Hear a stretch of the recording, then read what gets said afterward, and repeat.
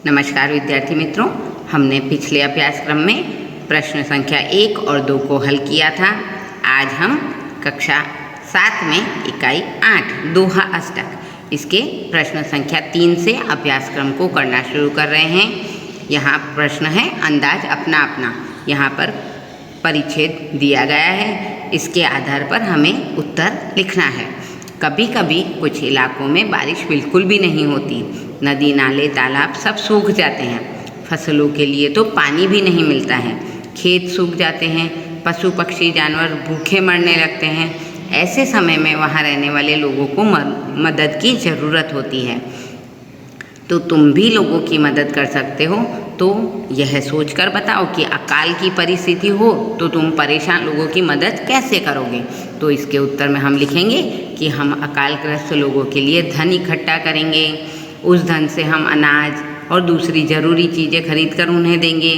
हम टैंकर मंगवाकर अकालग्रस्त लोगों को पानी भी सुलभ कराएंगे। सुलभ भी यानी उपलब्ध कराना, अकाल यानी सूखा पड़ना। तो ऐसी जगह जहाँ अकाल की परिस्थिति हो वहाँ पर हम पानी भी उपलब्ध कराएंगे और उनके जानवरों के लिए भी चारे पानी की व्यवस्था करेंगे।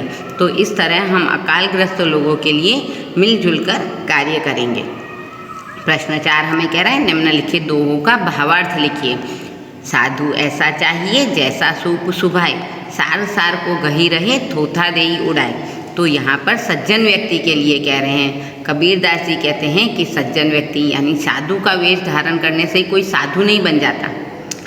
साधु तो वह होता है जिसकी बुद्धि शुद्ध हो, जिसमें विवेक हो, जिसमें धैर्य हो। उसका स्वभाव सूप के समान होना चाहिए।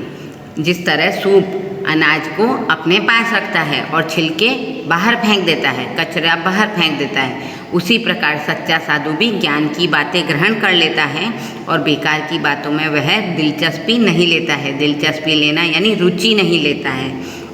तो हमें भी सज्जन व्यक्ति की तरह अच्छी अच्छी बातें ग्रहण करनी चाहिए और बुरी बातों को कचरे की तरह निकाल कर बाहर फेंक देना चाहिए।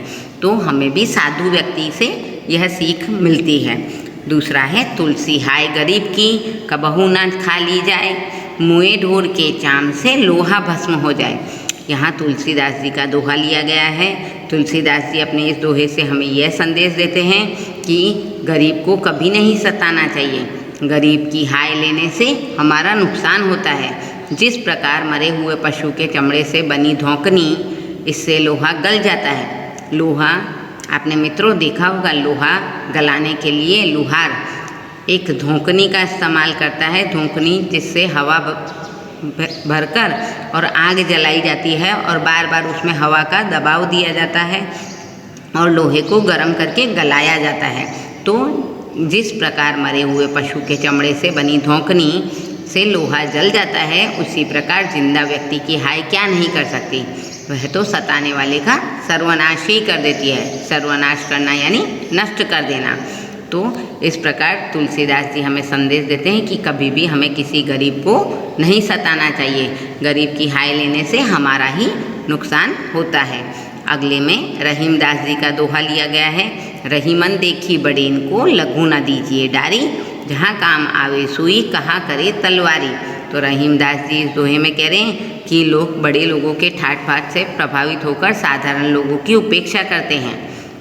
तो रहीमदास जी कहते हैं कि हमें कभी भी बड़े लोगों से प्रभावित होकर सामान्य लोगों यानी जो कम आय वाले लोग हैं उनसे कभी भी मुंह नहीं मोड़ना चाहिए।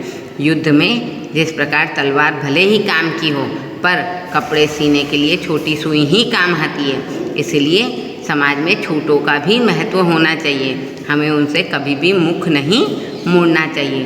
तो मित्रों, इस प्रकार कबीरदास जी, तुलसीदास जी और रहीमदास जी इन्होंने अपने दोहों के द्वारा हमें सुवाक्य यानी सच्चरित्र से परिपूर्ण किया है। तो इनके दोहों को हमें ज़रूर अमल में लाना चाहिए ताकि हम भी जीवन में सज्जन व्यक्ति की तरह आराम से जीवन यापन कर सकें। तो इस प्रकार आज हमने इस अभ्यासक्रम को पढ़ा और समझा।